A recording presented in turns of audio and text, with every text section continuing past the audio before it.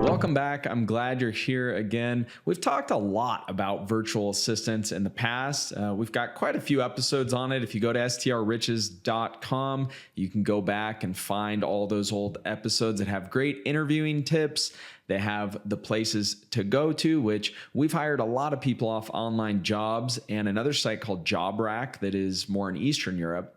I received an email recently from the CEO of Online Jobs. I actually was out on his newsletter, so he didn't send it to me personally, but it did have some good information, and it did have something that's very relevant with our business, and that is that a lot of virtual assistants are working multiple jobs these days. And so before we jump into this, before we jump into some of the signs that maybe your virtual assistant is working another job and how you might handle that, I want to just lay this out there. It's not that having multiple jobs is bad.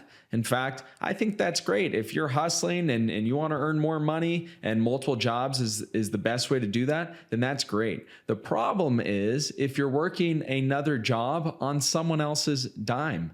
It's essentially stealing, right? It's dishonest for sure. You're taking up resources from your employer, from the company, the person that hired you. And worse yet, if you're working on a team, you're really taking away resources from the rest of your team members. And so it's dishonest in our company. Dishonesty or honesty is one of our core values, and it's something we're really, really strict about. So unfortunately, we have let a few people go recently because of this. So before we get into the signs, let's just jump into why a virtual assistant might do this. Well, it's pretty obvious, right? Instead of just making one stream of income, they could make 2 or 3 or 4. Who knows? It really just depends on the type of work that person's doing. And if they're able to do that in a way that sort of drags their employers along, thinking that they're fully engaged, well, then they might make 3 or 4 times more than they would if they were just dedicated to the one position. So where is this happening? Well, we know that it's easier than ever to hire people virtually, which is fantastic. And don't get me wrong, we have some amazing people on our team that have been with us for years, and I'm excited to work with them for a long, long time into the future. It's just that this has gotten a little more challenging, and so we need to keep an eye out for some of these signs. And when something's not working out, we need to make some decisions. So this is really happening all over the world, right? But if we look at some of the places that are more renowned for having virtual assistant work, like the Philippines, I would say in my experience, from hiring in South America, from hiring in the Philippines, and from hiring in Eastern Europe, that we are seeing more of this in the Philippines. A part of their culture for a long time now has been virtual work, right? There's lots of call centers set up, but people prefer to work from home. And so this is just one of those challenges that comes with a little more freedom in the workplace, working from home. There are tools out there, I'm sure you've seen some of them, that allow you to track someone's time. They allow you to track someone's engagement, actually monitor their screen by taking random screenshots. The challenge with these tools is that it's really easy for someone to get around them if they want to. They could just have another monitor, right? They could have another computer. They could be working off their phone and be working on another job on the other computer. So that's not really a solution for solving it, right? And I do have a solution. I'm going to get to it.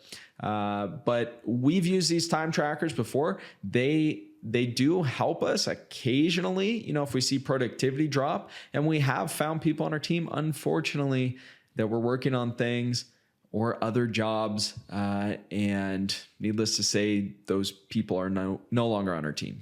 So how do you know if one of your virtual assistants is working another job? Well, it's really hard to say with 100% certainty, but there's some very clear signs, right? So one of them is just delayed responses. Another one would be just excuses, right? And so if the way you set up your position with that virtual assistant was for a fixed schedule, which most of our team members are like that. And that's the way I really recommend that you do hire someone. We got to remember, right? A lot of times people are hiring virtual assistants for their short-term rentals, thinking that they're going to be on call 24 hours, but that's not the case, right? That's not a long-term solution. No one wants to be on call 24 hours. And so the way we do it with our company is to hire 8-hour shifts.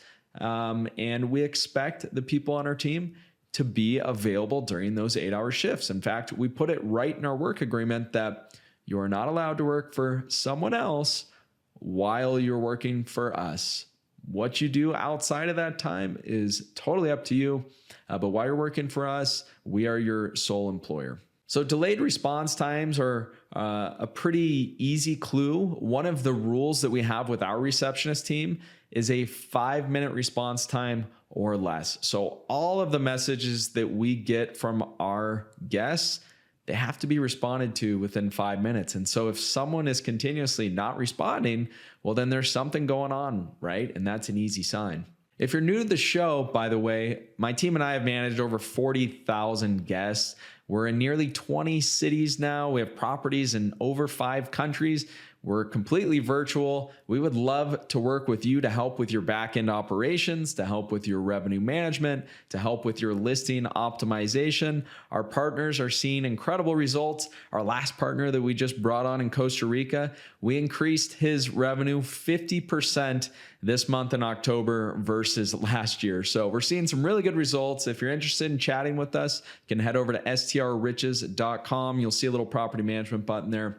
We can set up a time to chat. So delayed response times, that's a pretty good clue. Excuses or low availability when someone's supposed to be available is another good sign, but it ultimately comes down to productivity. A really good friend of mine started an amazing company. They do a bunch of app development, and they have currently over 750 virtual employees on their team. They've hired from all over the place. And I was a little frustrated recently, and I reached out to him and I said, Mike, how are you guys handling this issue? And he just said productivity. And he said that they're not using the time tracking tools. They're not using the screen capturing tools.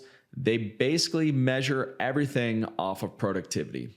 And so there's some really good apps for that now. Depending on where you are with your short-term rental journey, if you just have one property or you've got a couple, then you're not really going to need like a project management tool like Monday.com. That's one that we are currently implementing. But if you do have a virtual assistant helping with your short-term rental, you should have a pretty good idea of how long certain types of tasks are going to take, right? And if you don't, then you need to reach out to your assistant and ask and find out a little bit more information. If you guys are both on the same page that, hey, I have a support call with Airbnb and this should take X amount of time generally, then if they haven't responded all day, there's probably something else going on, right? If they're helping with your reception, make sure that those response times are nice and quick. And if you're trying to meet up and you keep getting excuses, well, then there's probably something else going on there as well. So I don't want to make this episode just completely negative. I mean, we have some amazing people on our team that I'm really excited to grow with. And the reality is that we just cannot do this job by ourselves if we plan on scaling, right? If we have 1, 2, or a handful of properties, well, we can do a lot of these things ourselves, but it doesn't mean we have all the time or want to. Maybe you have another job. And so hiring someone virtual is an excellent solution. But we need to make sure that we have those expectations set up front. A couple just quick tips on hiring. I would ask for references. I would be really upfront about the fact that that people are working multiple jobs and that it's dishonest and it's not something that you will tolerate on your team. It's not fair to your teammates. It's not fair to anyone. And so I'd be really clear about that. As for references, go back and check out some of our other episodes on hiring. You can go to strriches.com. We even have a cool little bot right in the bottom corner. You can just ask it, hey, what are your tips on hiring? We've got some great questions there. And if you do bring someone on and unfortunately these things start to come up, well, I would give them a warning. Maybe you give them 2 weeks and you monitor things closely. And if it happens again, well, I would let them go. So not a super positive topic out there. This is just going on more and more. So I wanted to bring it to your attention if you're just getting ready to hire your first assistant. Make sure that you have some way to sort of measure the productivity, measure the progress, whatever sort of tasks you're working on, whether you want to use a project management tool or whether you just Google Sheets. You kind of need to have an idea of how much work you expect there to be. And if they're handling all that work, that's fantastic. But at the end of the day, we want someone on our team that's actually proactive, right? And that's going beyond.